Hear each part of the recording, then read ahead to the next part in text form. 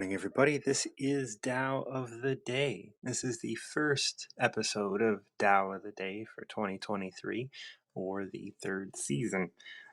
It's interesting that the first season was 2021, and then second season 2022, and I don't know, I think 180 episodes for a second season. And I was doing Tao of the Day every weekday until my dark retreat. And then it became less important for me to do it every weekday. Um, and so, and 180 is still good, right? That's 360. It has half of 360, and there's 365 days in the year. So we did do good. We did produce quite a bit, and I actually wrote the Tao. I wrote a rendition of the Tao Te Ching, and that's what I'm using now to present you with the Tao. And I do think it's a good rendition. I think it's it speaks in a great way. It speaks about the Tao, and it speaks. It gets its point across very well, I believe.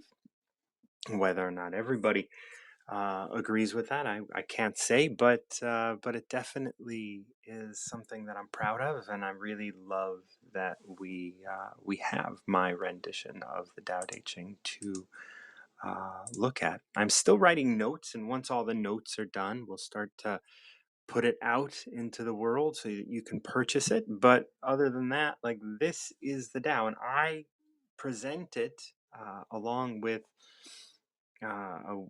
some time to talk about it with you. So if you stepped up and picked a number between 1 and 81, I can present you with your Tao for the day, and then we'll break it down line by line. The Tao is an ancient text written about 600 BCE, and it's full of different kinds of insight and enigmatic wisdom. It's got 81 short verses, which is why I ask you to pick a number between 1 and 81. And it provides powerful sort of guidance on how to live a life that's in accordance with Tao, or in accordance with the underlying nature of the universe. I translate Tao Te Ching into the canon of reason, even though it's mostly translated into the way, or the path. This is about walking the path. It's not about a destination. It's not about getting somewhere. It's not about accomplishing anything. It's about being, and being who you are in this moment. And as we break it down, it starts to really reveal itself as, like, when you can live without desire. If you could live right now and just observe your living, then you will have insight into a world that your mind that is hidden from your mind and your experience, right? You can't, the Tao is not something that you are going to know as a thing, but it is something that you can piece together over time. You can look at it over time and get a picture in your mind of what it is. But it isn't that either. And so that's why it's great to be able to play with what the Tao offers us. And when we can play with what the Tao offers us, we can be in a more playful state so that we can receive it.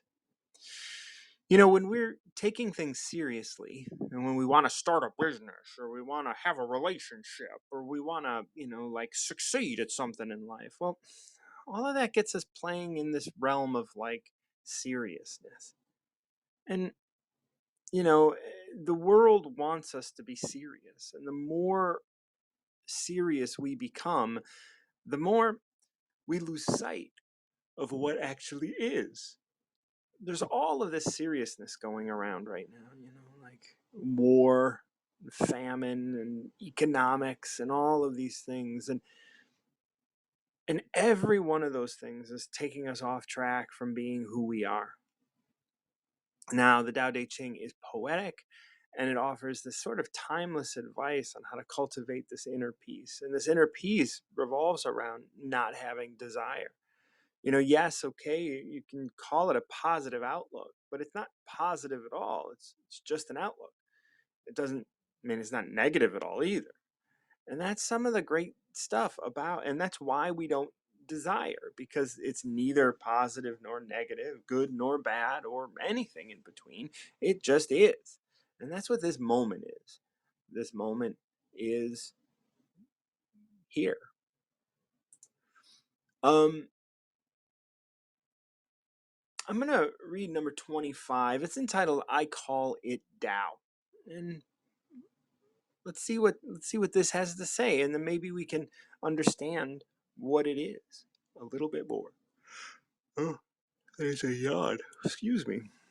Okay, number 25. I call it Tao. Before the manifestation of heaven, there is void. It is still and has no form. Inexhaustible, it reaches everywhere. It is at the core of everything. Since names became important, it has been called Tao. It flows among manifestation without resistance, inside, outside, conscious, and subconscious. Tao is great. Universes are great. Planets are great. And beings are great. These are all great and follow the law of their principle. Their principle being the thing that produced them, right? All beings follow their planet. Planets follow their universe. Universes follow Tao. Tao follows only its nature. You know, when we look at the title, I Call It Tao, that is referencing, like, hey, this is what I call it. This could be anything. This could be God. This could be, anything you want to call it, whatever it is. But, excuse me, there is also this understanding of the hierarchy of things in the universe, right? There's beings. Beings follow their planet. Planets follow their universe. And universe follows Tao. Tao follows only its own nature. Because Tao is at the top of the thing. It's interesting, this first line, before the manifestation of heaven, there is void. That, it wasn't there was void. Because time isn't something that we are held by. It's something that we hold ourselves to, sure, but it's not something that's real. And so before the manifestation of heaven, there is void. So if you think about that, like, when we're in a state where we can be in void, when wherever there is void, heaven can be manifest there. And that void is still and has no form. Now, every time we create something, it starts with void. It starts with stillness and no form. Now, if you build something that starts with an idea and starts with, inspiration, it starts with these things that, from the manifestation, at least, not inspiration from Tao, but if you, make a better mousetrap or whatever, that's not creation, right? That's just you seeing something and attaching it to a problem and whatever, like you're running a business, whatever, that's fine. But before the manifestation of heaven, before the manifestation of something that is true, something that is great, there is void. It is still and has no form. When you can be still without form, and when I say without form, I mean without identity. Can you be still without identity, without being anything? Because that void is inexhaustible. It reaches everywhere. It is at the core of everything. You are in touch with everything when you can be still and without form. Without form means without identity, without your thoughts. This is why they talk about like meditation. No matter how you meditate, even if you just, meditating is, that could seem like some formal practice, but I mean, we've talked to Dr. Rao multiple times about the idea that, well, you just meditate by living. Your life is a meditation, and it's not like once again, meditation is just a word. It doesn't mean anything. It just means trying to be still and trying to align with this thing that we're talking about here in 25, Tao. Since names became important, it has been called Tao. That's an interesting sort of way of looking at it. Well, since names became important. Like, this thing existed before a name did. Like yesterday, I was in a conversation and someone was like, oh, I think we're using the wrong word. And it's like, I always like to say, don't let words get in the way of a good conversation. Why? Open yourself to the depth that every word can hold. The word the word and, the word butter, it could mean anything. It's just a placeholder for something bigger. Butter does have living cells in it. There's consciousness there. It's not just butter. It's not just your slave or your toast or whatever. It's more than that. You're more than that, right? You're more than who you think you are. And that's why here it's like referencing since names became important. Now, we don't know a time before names became important, right? Like, I always talk about this evolution of consciousness. Well, language was something that existed before logic. Written language came with logic. Language, communication of any sort is something that we need to have relationships, and relationships is a large part of what Tao presents us, right? Like Tao, the void, wants to build, relationship amongst beings and amongst planets and amongst universes, and that's what we're talking about in here. And that's what this whole number 25 is addressing. It's addressing that it is part of all of these things and bringing them together. And this is where this line starts to go. It flows among manifestation without resistance, inside, outside, conscious and subconscious. Tao is great. Universes are great. Planets are great. Beings are great. And that's it flows, like, that's the manifestation.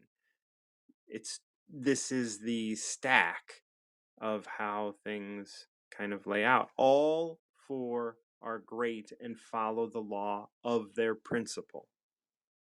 All beings follow their planet.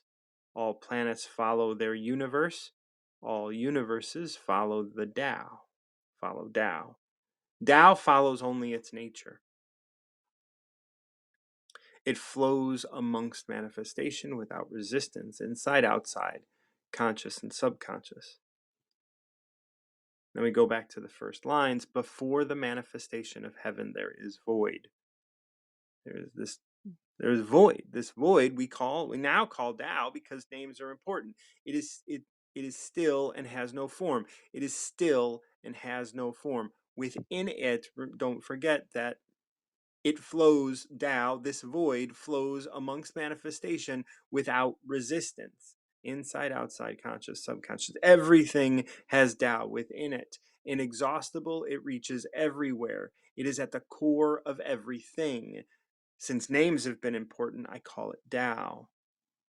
Now, let's look at all the great things within existence. Tao is great. Universes are great. Planets are great. Beings are great. These four are all great and follow the law of their principle. And that's it. That's all there is. These four things, right? Beings. A rock is a being. A tree is a being. You are a being. We are all beings. You know, those trilobites are beings. Everything is a being. And it follows their planet. And the planets follow their universe. And the universe follows Tao. And Tao only follows its nature. And its nature is to connect all things and to be a part of all things. It has no desire for itself. And when we can emulate that, and when we can embrace that, and when we can also not have desire for ourselves, for what we want, then we can have everything. And it is a faulty claim that in order to have something, you must want something, because that's not how it works. It seems sometimes in manifestation that it is how it works, but you just follow, beings follow the planet.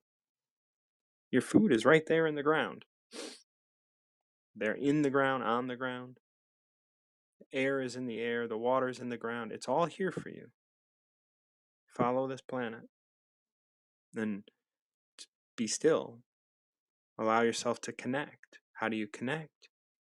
Be still. Have no form. Don't think it's you. Don't get your ego in a bunch thinking that, like, I need to accomplish this motherfucking thing. I need to accomplish this relationship. I need to accomplish this moment. It's not here for you to accomplish. Nothing is. You are here to be, whether there's an accomplishment there or not. You are being, and that's the most important thing. All right, if nobody wants to step up, I'm going to end there. Thank you so much for joining me for Tao of the Day. If you benefit from the work I do, please consider sending me a little tip via Venmo at @MartinJohn_Garcia. And until next time, keep recovering yourself.